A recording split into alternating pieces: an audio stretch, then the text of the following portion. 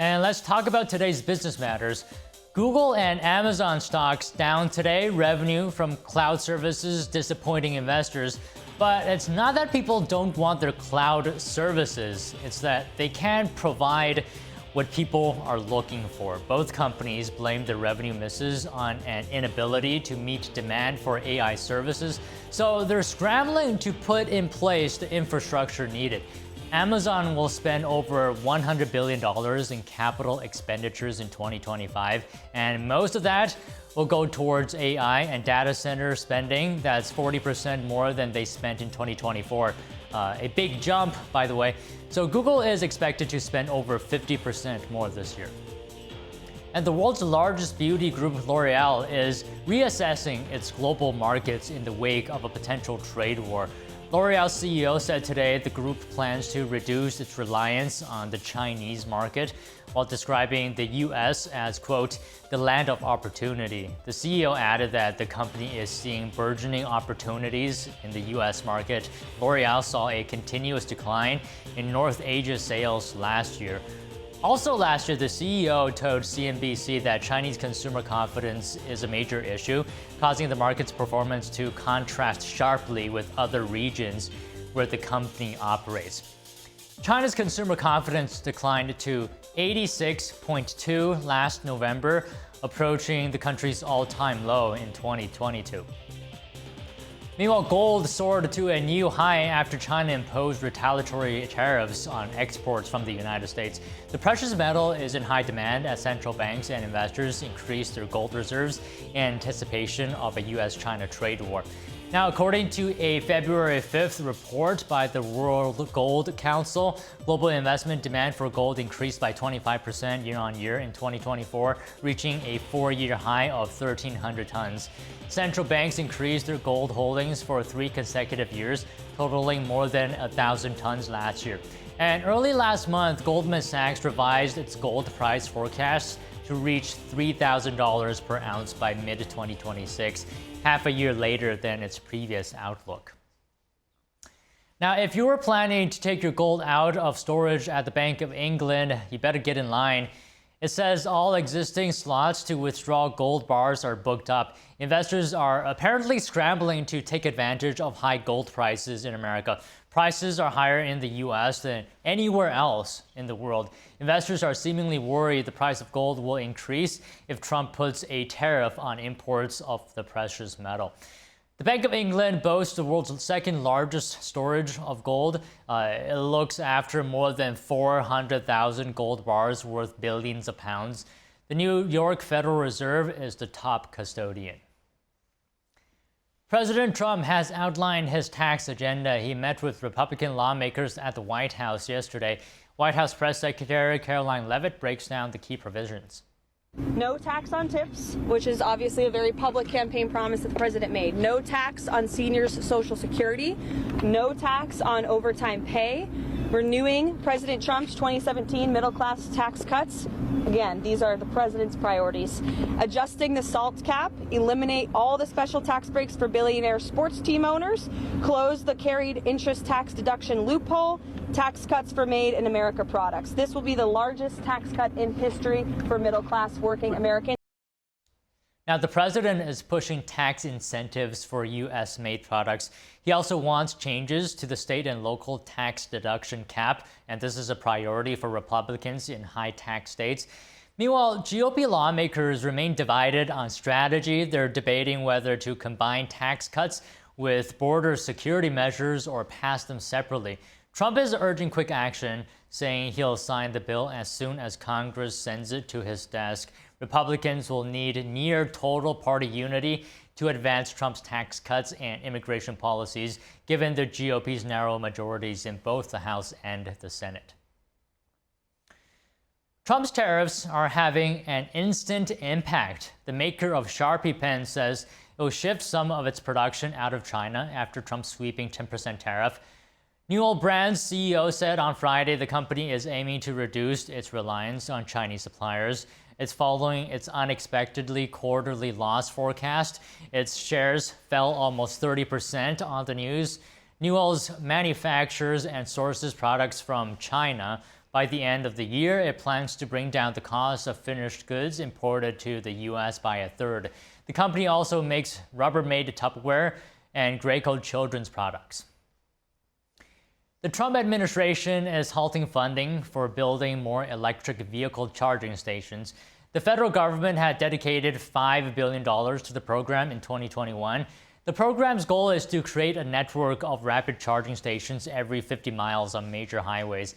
But the program was slow to roll out. No chargers were built in the first 2 years. Trump recently signed an executive order unleashing American energy that specifically targeted the program's funds. It also told agencies to freeze funding from the Inflation Reduction Act and the Infrastructure Law. 2 courts subsequently ordered the administration to halt its funding freeze. Now, what would happen if all illegal immigrants working in construction were deported? Well, we might just find out the answer during Trump's second term. On the campaign trail, he vowed to execute the largest deportation operation in American history. In his first few days in office, he issued a slew of executive orders just to that end. The American Immigration Council says 13.7% of construction workers are illegal immigrants. So Trump's deportation plan could have a significant impact on the industry. NTD's Chris Beers spoke with Chad Prinke, founder and CEO of Well-Built Construction Consulting. Chad Prinke is the founder and CEO of Well-Built Construction Consulting. He specializes in helping small to mid-sized construction companies grow, so he has a highly specialized bird's-eye view of America's builders. His outlook for construction industry without illegal immigrants is not rosy. I hesitate to make a bold proclamation because I believe in America's resilience, and I believe that we find ways to get things done. But on its face, this would be catastrophic for the construction industry. That industry is already facing labor shortages. Prinke says there aren't enough of every kind of worker, from plumbers and electricians to roofers and drywallers. In some pockets of our industry, the entire workforce is undocumented, or the large majority of the workforce is undocumented. And everything from single family homes to apartments, a lot of wood frame construction is almost exclusively done that way, again, depending on where you are in the country. The construction consulting CEO tells us that unionized cities like Dallas or Washington, D.C. wouldn't be as heavily affected as less unionized ones. In these areas where there are mostly open shops, in the wood frame construction industry in particular, it is, almost exclusively an illegal immigrant workforce. Prinke told CNBC mass deportations would shut down every project in cities like Austin, Texas. But would President Trump really deport every single illegal immigrant? He is focused on launching the largest mass deportation operation in American history of illegal criminals. And if you are an individual, a foreign national, who illegally enters the United States of America, you are, by definition, a criminal. And so therefore, you are subject to deportation. The Bureau of Labor Statistics estimates there are 6.5 million unemployed people in the United States, while Pew Research estimates there are 8 million illegal alien workers. It doesn't take complex math to see the problem here. I think really what we need to be looking at is how can we create a legal status for people who are here and contributing and adding a lot to our economy, who we really don't want gone. We just want here kind of the right way. We want here legally. There could be plenty of construction projects under Trump 2.0. His deregulation and tax-cutting efforts are already attracting significant investment in artificial intelligence infrastructure. He may have to find a way to balance deportations with America's appetite for growth. Chris Beers, NTD News. U.S. job growth slowed more than expected in January. It follows robust gains in November and December. But a 4% unemployment rate probably will give the Fed more cover to hold off cutting interest rates. That could be at least until June. Figures from the Labor Department show non-farm payrolls increased by 143,000 jobs last month. The Labor Department's employment report also showed strong wage growth last month. And the Trump administration's recently imposed 10% tariff on Chinese imports could make your next smartphone more costly. But don't panic just yet, because there's a silver lining here and some important caveats. So it may be a while before smartphone prices start to rise, and those higher costs might not sting as much as expected. The phone you want may already be in the US, and promotional discounts may partially make up for price increases. And if you pay in installments, the price increase may only amount to a few dollars per month. If the tariffs impact phone prices, some analysts say consumers won't likely see price hikes until the fall or holiday season, because that's when the latest batch of iPhones typically launches. Now, according to ABC News, a DHS bulletin says internet-connected cameras that are made in China give the Chinese regime the ability to, quote, conduct espionage or disrupt U.S. critical infrastructure. The bulletin goes on to say that there are potentially tens of thousands of Chinese-made cameras on critical U.S. infrastructure networks, which include the chemical and energy sectors. For more insight on this issue, I spoke earlier with Rick De La Torre, former CIA Senior Operations Officer and Senior Vice President of Strategic Risk and Intelligence at Continental Strategy. Take a look. Rick, good to have you here. So what's your concern level right now hearing this? Well, this is something that many of us in the intelligence community, especially here in the United States, have known about and have been concerned about for quite some time. I'm encouraged to see that the bulletin that was issued by the Department of Homeland Security that underscores this as a serious threat, I think, to not just Americans but U.S. installations and anyone that can be construed by the Chinese government to be critical of their actions or how they think. Right now, if you look at these cameras and where they're manufactured generally in factories in China.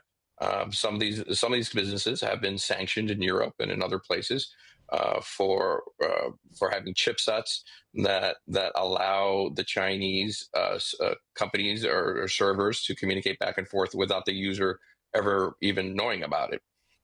Other concerns, obviously, are that these cameras can be turned on remotely. You can look at the footage. You could look at the stored access, the network that these cameras are connected to, and have some control over all these systems. Then there's the obvious data privacy rights. Since many of these since many of these cameras transmit to servers in China, and the Chinese government has laws on the books that allow them to force companies in China to turn over access to those files, to that data. Americans don't have any control now at that stage. So yeah, it's a number of concerns with this. So you mentioned earlier that you've known about this for a while now. Why is this still happening? Why is the U.S. response too slow, and why? I believe it is. I believe it's been very slow. We've known about this, about Chinese manufacturing, and particularly in things like laptops, computers, routers, cameras, chipsets that people can't seem to identify. Chipsets inside these electronics that no one knows why they're even there or what they do. And there have been documented cases of electronics pinging back, sending information back to Chinese servers when it was never intended to do so. So the DHS mentions white labeling as a way for Chinese cameras to bypass U.S. bans. Can you tell us a little bit more about that? What is it? So white labeling basically means you could have, you could create a company anywhere in the world. Here in the United States, you could call the company ABC Company, and then you buy the same camera that a number of other people are buying, made in one or two different factories in China, and then you just simply put the logo of your newly minted company on it. So these are the kinds of cameras that I think you would buy if you were buying them from online retailers, and particularly online retailers that are primarily based in China. And you would see the same camera. If you look at the photo, it's the exact same camera, but just under 5 or 6 different names.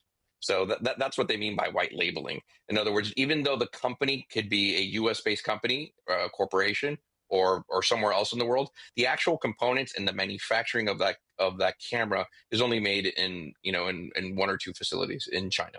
Okay, so let's take a step back then. Broadly speaking, do you think the U.S. is doing enough to prevent these security threats or even future threats from bad actors? I do not. No. I think there's much more that should be done. And particularly with simple things like the apps we have on our phones, the software we download on our computers, and things like this that are manufactured in China. Things like cameras, cell phones, laptops, equipment that transmits or receives is something that any consumer should have some concerns about. There needs to be some hard choices that consumers and corporations have to make. If consumers, however, lead the way and they actively start to vote with their hard-earned currency and purchase equipment manufactured not in China, say manufactured either here in the United States or in Europe or elsewhere, then corporations and manufacturers will hear that message and they will appeal to that customer base. Well, all right, Rick, that's our time today. It was great speaking with you. Thanks. Good talking to you. Next, Amazon could be on its way to becoming the world's largest retailer. You may think it's already there because Amazon's market capitalization has long been higher than Walmart's, but Sam Walton's company is still considered by many the biggest retailer because of its revenue. This quarter, though, Amazon is expected to report $187 billion in sales. Walmart is forecast to bring in $180 billion. Still, most analysts measure revenue on an annual basis, and Walmart is expected to hit $681 billion for last year. And Amazon is forecast to come in short of that at $638 billion. That's still a big win, though, for Amazon because it marks the first time the company will surpass $600 billion. Now, let me ask you this. Are you more used to drinking from a plastic straw or a paper straw? Well, President Trump will be signing an executive order to end the federal support for paper straws. The president posted on Truth Social today that, quote, "I'll be signing an executive order next week ending the ridiculous Biden push for paper straws, which don't work, back to plastic." Now, late last year, former President Biden announced a national strategy to end the federal reliance on single-use plastics. Trump's plan is part of his broader push to reverse Biden's environmental regulations. Liberated Brands has filed for Chapter 11 bankruptcy protection, according to court documents.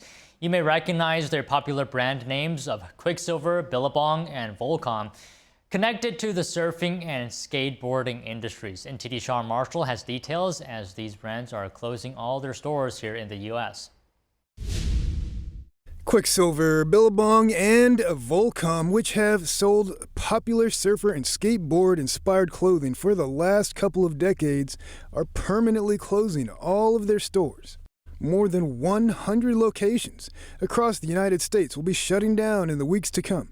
The brand's operator, Liberated Brands LLC, filed for bankruptcy, blaming fast fashion rivals and other economic factors for its financial struggles.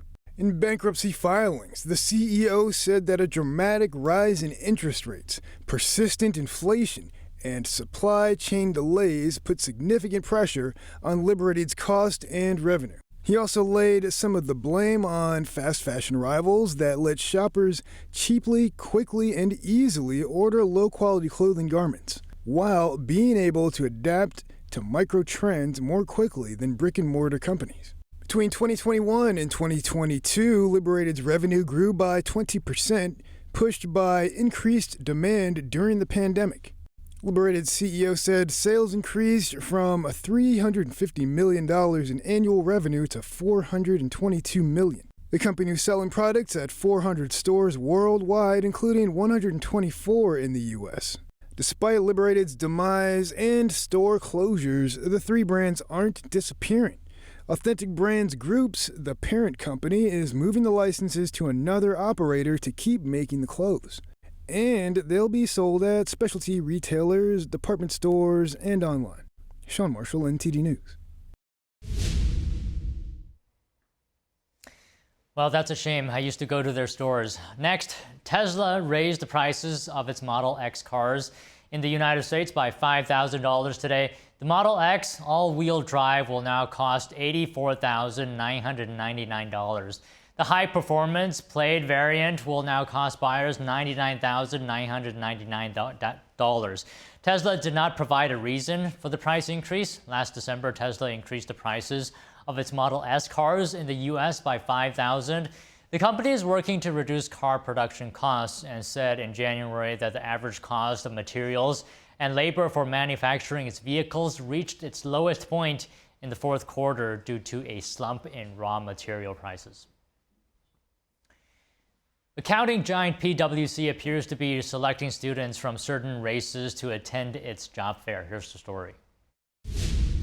Accounting giant PwC appears to be only admitting Black and Hispanic students at its job fair called PwC's Career Preview, a 3-day seminar in June. On the application form, it asks if the applicant self-identifies as a member of traditionally underrepresented groups in the professional services industry, then has Black or Latino in parentheses. This excludes people from other races such as Caucasians and Asians. On a very fundamental level, discriminating on the basis of race and sex is illegal. Legal expert Stefan Padfield says he thinks this is discrimination in the name of anti-discrimination. He says there are other ways to help certain groups without explicitly excluding other races from career opportunities. You can target areas that have low socioeconomic features, and you can try to lift those areas up, say through charity. You can intervene in schools, in the pipeline. One of the key problems here is there are pipeline problems. Padfield says companies could help earlier in the pipeline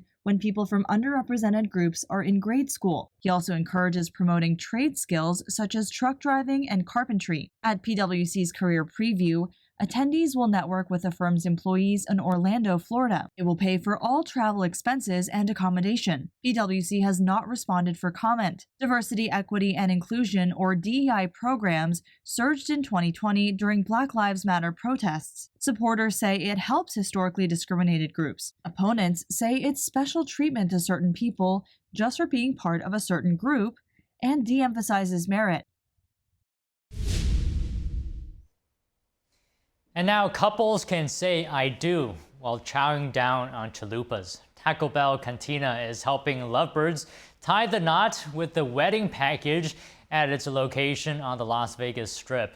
A wedding chapel is on the second floor of the fast food restaurant. Taco Bell's chapel features an Elvis officiant, Vegas showgirls, and a sauce packet bouquet. Of course, tacos are also included in the $777 price. After the ceremony, a quick reception is held in a private area of the restaurant for the couple and up to 25 guests. Taco Bell weddings can be booked same day with at least 4 hours notice. The NFL will play its first regular season game in Dublin, Ireland in 2025. The Pittsburgh Steelers are confirmed as one of the teams to play. The league announced the game but did not name an opponent for the Steelers or a game date. Details will come when the NFL announces its schedule in the spring. The Steelers and Chicago Bears played a preseason game in 1997 in the same Dublin venue, which is the largest in Ireland. The family that owns the Steelers has ties to Ireland. The team's late chairman Daniel M. Rooney was U.S. ambassador to Ireland and a co-founder of the Ireland Funds charity. The U.S. State Department will host over 50 Super Bowl watch parties across 6 continents. That's in support of the league's mission to bring Sunday's championship game to every corner of the globe. The Chiefs-Eagles matchup will be shown at gatherings in countries like Australia, Bolivia, and Mongolia. Secretary of State Marco Rubio said he was grateful to the NFL for helping to make the watch parties possible. He also said the Super Bowl captures the spirit of America, where hard work pays off. Last year's Super Bowl drew a record 62.5 million viewers outside the U.S. The data shows the NFL's global reach is growing. Christmas Day games streamed on Netflix saw viewers from 218 countries and territories tune in. Okay, on to Wall Street. All three major stock indexes closed lower today, and this comes after President Donald Trump's reciprocal tariff announcement following weak jobs, consumer, and sentiment data. So a majority of the 11 S&P 500 sectors traded lower, with consumer discretionary leading losses. Now, worth mentioning, earlier jobs report showed U.S. job growth slow more than expected in January, and the final employment report under former President Joe Biden's administration showed 598,000 fewer jobs were created in the 12 months through last March than previously estimated. And with that, all on today's business matters.